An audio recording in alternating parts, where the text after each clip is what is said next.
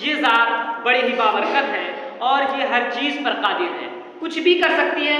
اللہ تعالیٰ کے ہاتھ میں سب کچھ ہے، اللہ تعالیٰ جو چاہے جیسے چاہے کر سکتا ہے، لیکن اللہ تعالیٰ نے اس دنیا کا ایک نظام بنایا ہے اور یہ پوری دنیا ایک نظام کے تحت چلتی ہے، یعنی اس دنیا کے بنانے کا ایک مقصد ہے، بلا وجہ یہ دنیا نہیں بنائی گئی۔ اس دنیا کے بنائے جانے کا جو مقصد ہے ہم انسانوں کو اس کے بارے میں ضرور سوچنا چاہیے۔ اللہ تعالیٰ نے بتایا الذی خلق الموت والحیات لیبلوکم ایکم احسن عملا، کہ جس نے پیدا کیا کس کو؟ موت کو اور زندگی کو، کس لیے؟ تاکہ وہ تمہیں آزمائے کہ تم میں سب سے اچھا عمل کرنے والا کون ہے۔ ٹھیک، ہمیں اس چیز کی طرف توجہ اللہ تعالیٰ نے دلائی کہ ہمیں اس دنیا میں پیدا کیے جانے کا مقصد کیا ہے، ہمیں اس دنیا میں بھیجے جانے کا مقصد کیا ہے، ہم اس دنیا میں کس لیے آئے ہیں۔ دوسری جگہ میں اللہ تعالیٰ نے فرمایا وما خلقت الجن والانس الا لیعبدون۔ میں اکثر اس آیت کو کوٹ کرتا ہوں اور اس کا مقصد ہی یہی ہے، یعنی اس دنیا میں ہمارے بھیجے جانے کا جو مقصد ہے وہ صرف واحد یہی ہے کہ ہم اللہ تعالیٰ کے بتائے ہوئے طریقے پر چلے، جو اللہ تعالیٰ نے ہمیں اصول و ضابطہ قرآن و حدیث کے ذریعے سے دیا ہے اس کے ذریعے سے اپنی زندگی کو بسر کریں۔ یہی ہمارا اصلی مقصد ہے جس کے لیے اللہ تعالیٰ نے بھیجا ہے۔ اسی لیے اللہ تعالیٰ نے فرمایا کہ انسان کو جو اللہ تعالیٰ نے موت اور زندگی دی ہے، زندگی دے کر کے دراصل یہ کہنا ہے کہ اللہ تعالیٰ نے جو یہ زندگی دی ہے یہ ایک مہلت ہے، یعنی ہمیں یہ مہلت ملی ہوئی ہے۔ یہ دنیا جو ہے یہ دارالامتحان ہے، یہ امتحان گاہ ہے، یہاں پر ہمیں اپنے پرچے کو حل کرنا ہے کہ ہم کس طریقے سے اپنے پرچے کو حل کرتے ہیں۔ جیسے کوئی ایک بچہ ہوتا ہے، وہ پرچے جب امتحان گاہ میں ہوتا ہے تو اس کی ساری نگاہیں جو ہے اپنے پرچے پر مرکوز ہوتی ہیں، وہ چاہتا ہے کسی طریقے سے مجھے سوال سمجھ میں آ جائے، اس کا جواب مل جائے، خواہ وہ کوئی بھی طریقہ ہو، اس وقت وہ اس طریقے سے اس کو لکھنے کی کوشش کرتا ہے تاکہ اسے امتحان میں نمبر مل جائے۔ تو اس دنیا کے بنائے جانے کا مقصد اگر بلا وجہ ہو جائے تو یہ ایک اللہ تعالیٰ کی قدرت پر سوال اٹھ جائے گا۔ تو اللہ تعالیٰ نے کہا کہ انسان کے پیدا کیے جانے کا یہ مقصد ہے کہ تم میں سے کون سب سے اچھا عمل کرنے والا ہے۔ موت اللہ تعالیٰ نے دی ہے، زندگی اللہ تعالیٰ نے دی ہے، زندگی دے کر کے مہلت دیا ہے اور موت دے کر کے اس مہلت کو ختم کر دیتا ہے، پھر اس کے بعد دوبارہ اٹھائے جاؤ گے۔ اس کے بارے میں اللہ تعالیٰ نے یہاں پر کہا، آگے کیا کہہ دیا؟ وَهُوَ الْعَزِيزُ الْغَفُورُ۔ دو باتیں اللہ تعالیٰ نے یہاں کہی ہیں، اپنی دو صفت بیان کی ہے۔ پہلی بات تو یہ کہ اللہ تعالیٰ طاقتور ہے، زبردست ہے۔ سب سے پہلے یہی بیان کر دیا کہ اگر کوئی اللہ تعالیٰ کے بتائے ہوئے قانون کی خلاف ورزی کرتا ہے تو وہ یہ یاد رکھے کہ اللہ کی گرفت سے کوئی بچ نہیں سکتا۔ اللہ تعالیٰ کی یہ گرفت جو ہے وہ چاری طرف ہے، اس پوری دنیا کو اللہ تعالیٰ اپنی مٹھی میں لیے ہوئے ہے، جس طریقے سے چاہے گا، جس طریقے سے آپ کو چاہے گا وہ اللہ تعالیٰ پکڑ سکتا ہے۔ اللہ تعالیٰ کی گرفت سے کوئی دور نہیں جا سکتا، یہ عزیز کے اندر مفہوم ہے۔ دوسری بات اللہ تعالیٰ نے کیا کہہ دی؟ غفور، یعنی اگر کوئی ابھی تک غافل رہا ہے، کسی کی زندگی غفلت میں رہی ہے، وہ اللہ تعالیٰ کے بتائے ہوئے طریقے پر ابھی تک نہیں چلتا رہا ہے، تو وہ یہ نہ سوچے، وہ مایوس ہونے کی اسے ضرورت نہیں ہے۔ اللہ تعالیٰ بہت معاف کرنے والا ہے، اللہ تعالیٰ اپنی رحمت کے ذریعے سے اللہ تعالیٰ اسے معاف کر دے گا، یہ اللہ تعالیٰ نے یہاں بیان کیا۔ آگے کیا فرمایا؟ اللہ تعالیٰ نے اپنی قدرت کا نقشہ کھینچا ہے۔ دیکھیے، الذی خلق سبع سماوات طباقا، جس نے پیدا کیا آسمان کو، 7 آسمان کو تہ بتہ۔ ہم ایک کوئی چھوٹا سا سامان اگر بنا لیتے ہیں تو ہم اس کا موجد کہے جاتے ہیں اور اس طریقے سے پوری دنیا اس کو جانتی ہے۔ اللہ تعالیٰ نے اس آسمان کو تہ بتہ، 7 آسمان، اس آسمان کا نقشہ اللہ تعالیٰ نے کھینچا کہ 7 آسمان بنائے، وہ بھی تہ بتہ۔ آگے کیا بتایا؟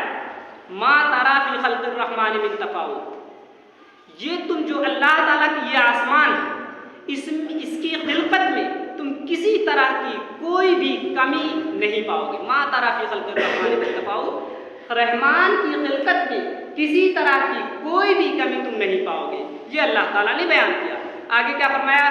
فرجع البصر، اپنی نگاہ کو دوڑاؤ، آپ اٹھاؤ اور دیکھو آسمان کی طرف، کیا تمہیں کوئی کمی نظر آتی ہے؟ ہل تری من فطور، کیا تمہیں کوئی شگاف نظر آتا ہے؟ کیا تمہیں آسمان میں کہیں کوئی سوراخ نظر آتا ہے؟ कुछ नहीं आपको मिलेगा। कहीं आसमान कहीं बेजोड़ सा नज़र आता है, कहीं ऐसा लगता है कि आसमान टूट गया तो उसको वहाँ से जोड़ दिया गया है। कहीं आप पूरी निगाह दौड़ा लीजिए, ताहत नज़र आसमान को देख लीजिए। अल्लाह ताला ने आसमान की तरफ तवज्जो दिलाई। ये आसमान को देखो कितनी ज़बरदस्त है, अल्लाह ताला की कुदरत की कितनी बड़ी दलील है कि अल्लाह ताला ने इतना बड़ा आसमान बनाया, लेकिन कहीं किसी तरह का कोई शगाफ नहीं, कोई सुराख नहीं, बिल्कुल दूर तक देखते जाओगे एकदम बराबर है, एकदम से हमवार है, कहीं कोई कमी नहीं है। अल्लाह ताला ने ये कहा, फिर ताकीद से फरमाया सुम्मरजिइल बसर, बार बार निगाह दौड़ाओ। सुम्मरजिइल बसर कर्रतैन, बार बार निगाह दौड़ाओ।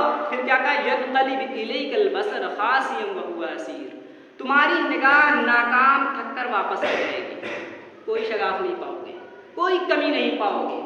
अल्लाह ताला की इस कुदरत में कोई कजी नहीं पाओगे। इंसान कोई चीज़ बनाता है तो उसमें आप कोई कजी निकाल सकते हैं, लेकिन इस कुदरत के निज़ाम में जो अल्लाह ताला ने बनाया है इसमें कोई कमी तुम नहीं पाओगे।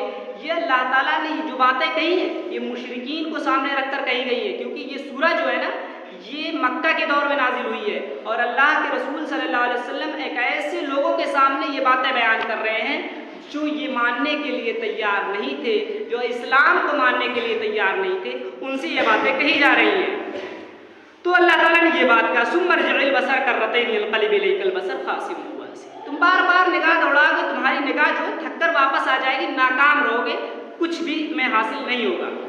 आगे क्या फरमाया, वलक़द ज़य्यना अस्समाअ दुनिया बिमसाबीह व जअलनाहा रुजूमन लिश्शयातीन, कि हमने समाए दुनिया यानी आसमान, जो दुनिया वाला आसमान है, सबसे निचला आसमान, उसको चिरागों से सजाया है।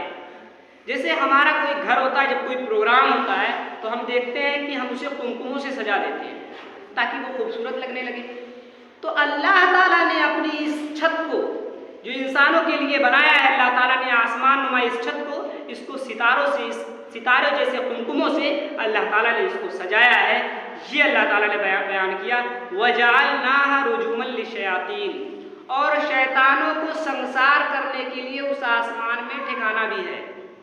ये एक चीज़ की तरफ इशारा है कि जो है कुछ लोग ऐसे थे जो कहते थे कि हम हमारे कब्ज़े में शैतान है और हम सारी चीज़ें पता पा जाते हैं जो आसमान में होती हैं, और शैतान जा कर के वो पता करके हमें बता देते हैं। तो अल्लाह ताला ने कहा कि ऐसा कुछ नहीं है, या जो लोग कह रहे हैं ये सरासर झूठ है, गलत है, जो काहिनी की बात करते हैं कि हमें शैतान हमारे कब्ज़े में है, ये सब नहायत थोड़ी सी बात है, नहायत गलत बात है, क्योंकि अल्लाह ताला ने इसके ज़रिए से, सितारों के ज़रिए से आसमान में एक ठिकाना बनाया है। जब शैतान वहाँ पहुँचने की कोशिश करता है तो अल्लाह ताला शहाब साकिब के ज़रिए से उसे मार करके संसार कर देता है, ख़त्म कर देता है। वो वहीं के वहीं ख़त्म हो जाते हैं, ऊपर पहुँच भी नहीं पाते। तो वो कहाँ से सारी चीज़ें जान सकते हैं, इस तरफ अल्लाह ताला ने तवज्जो दिलाई है। उसके बाद कहा वअअतदना लहुम अज़ाब अस्सईर, उनके लिए क्या है, अज़ाब भी तैयार कर रखा है। आगे क्या फरमाया, वलिल्लज़ीना कफ़रू बिरब्बिहिम अज़ाबु जहन्नम, जिन लोगों ने, जो लोग कुफ्र करेंगे यानी जो लोग कुफ्र करते हैं अपने रब का, जो इनकार करते हैं अपने रब का, उनके लिए जहन्नम का अज़ाब है। यानी जो अल्लाह ताला को मानने के लिए तैयार नहीं है, जो इस इस्लाम को मानने के लिए तैयार नहीं है, जो इस कुरान को कुरान किताबुल्लाह मानने के लिए तैयार नहीं है, जो मोहम्मद सल्लल्लाहु अलैहि वसल्लम को रसूल मानने के लिए तैयार नहीं है, उनका मामला क्या है, अल्लाह ताला ने क्या कहा, उनके लिए जहन्नम का अज़ाब है, व बिअसल मसीर, नहायत बुरा ठिकाना है। फिर उसके बाद जहन्नम का नक्शा खींचा गया।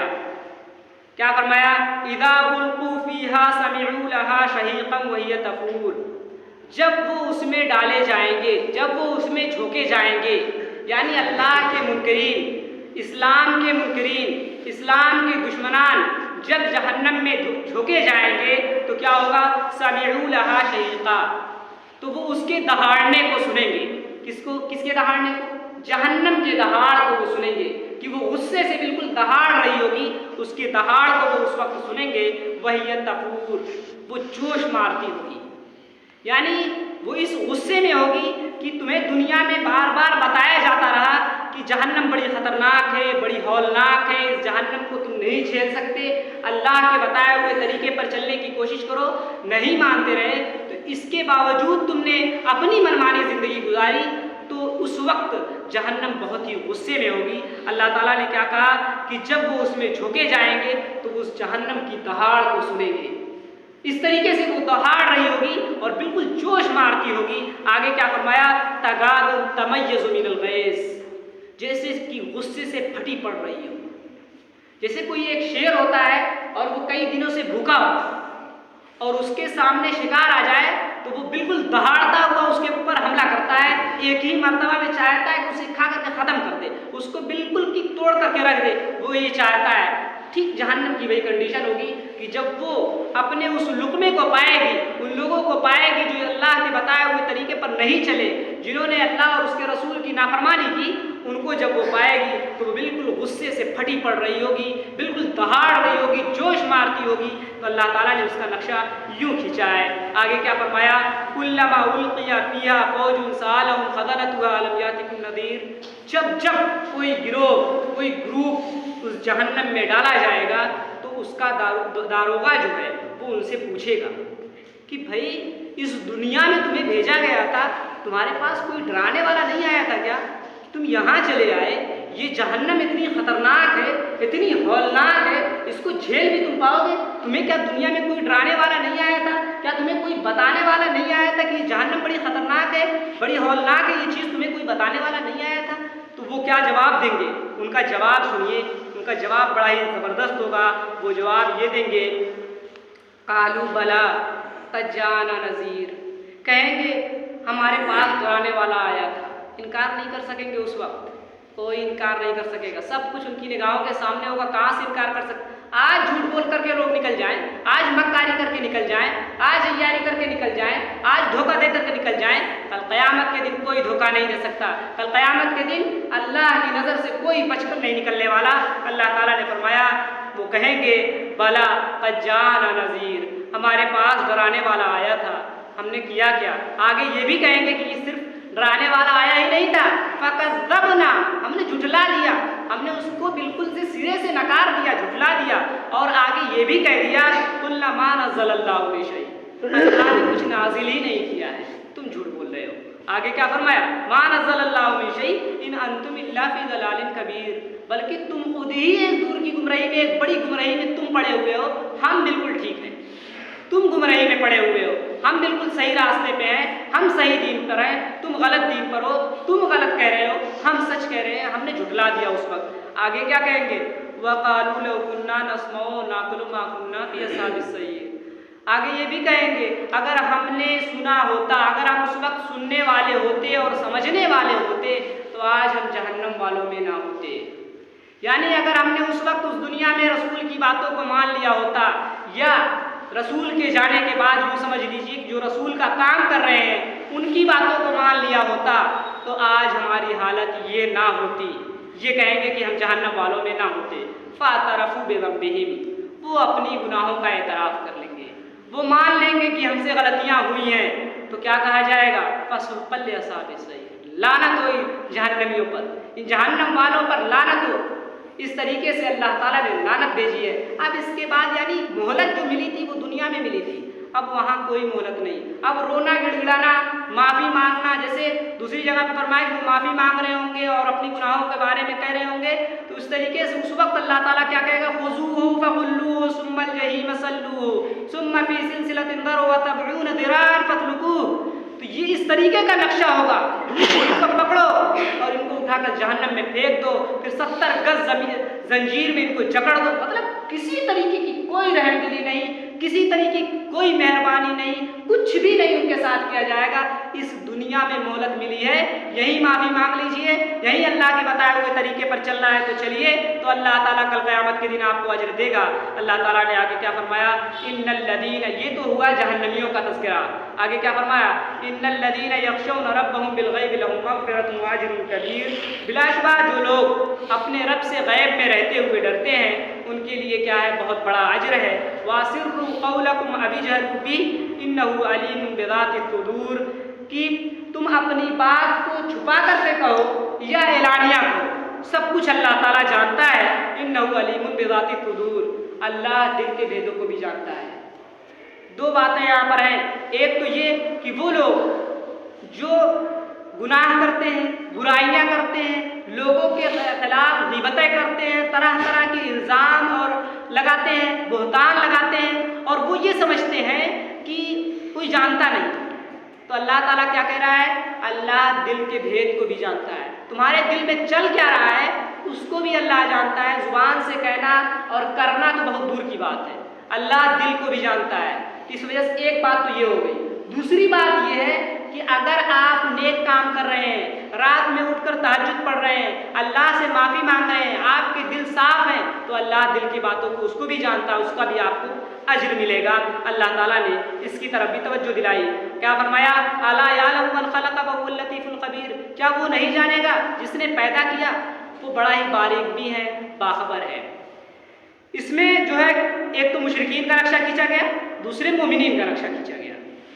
ان دونوں کو جب نقشہ کھینچنے کے بعد آپ کے سمجھ میں بالکل صاف طور پر آ گیا ہوگا کہ ہم کہاں کھڑے ہیں، ہمارا حال کیا ہے، ہم کس مقام پر ہیں، ہمارا معاملہ کیا ہے، ہم کس درجے میں، کس کیٹیگری میں اپنے آپ کو رکھیں۔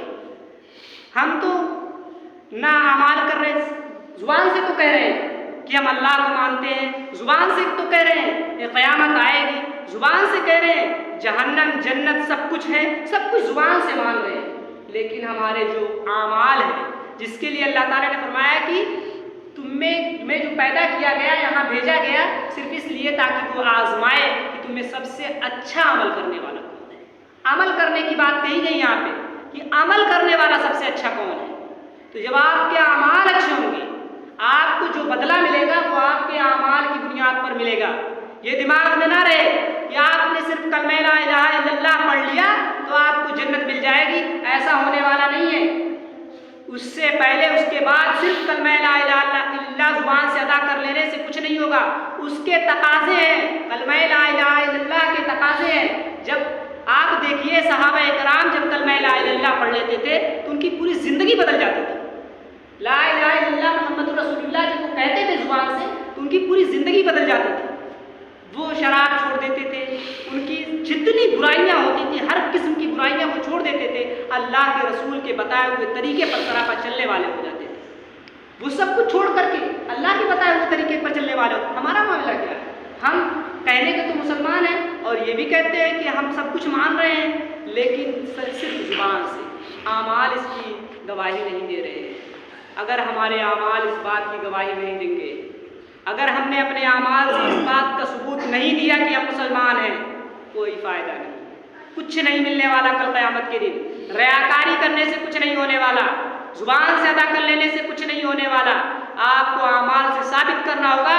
اس دنیا میں اللہ تعالیٰ نے اعمال کرنے کے لیے بھیجا ہے، یہ دنیا دار الامتحان ہے، یہاں پر آپ کو عمل کے ذریعے سے ثابت کرنا ہے کہ آپ مسلمان ہیں۔ ہمیں چاہیے کہ ہم اللہ کے بتائے ہوئے طریقے پر چلیں، سارے گناہوں کو چھوڑ دیں، اللہ کی طرف آئیں، مسجدوں میں آئیں، توبہ کریں۔ اللہ بڑا ہی معاف کرنے والا، رحم کرنے والا ہے۔ اللہ سے دعا ہے اللہ تعالیٰ کہنے سننے سے زیادہ عمل کرنے کی توفیق عطا فرمائے۔ وآخر دعوانا الحمد للہ رب العالمین۔